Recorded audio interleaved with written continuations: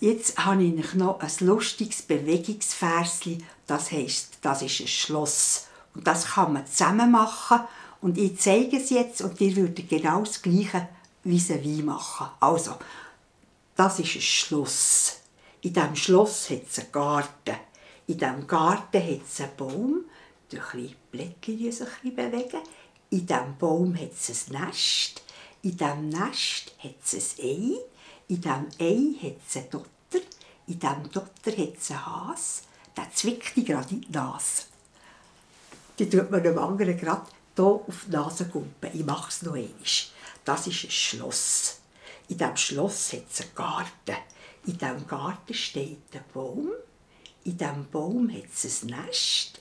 In diesem Nest hat es ein Ei. In diesem Ei ist eine Dotter. In diesem Dotter ist ein Hase. Der zwickt die gerade in die Nase.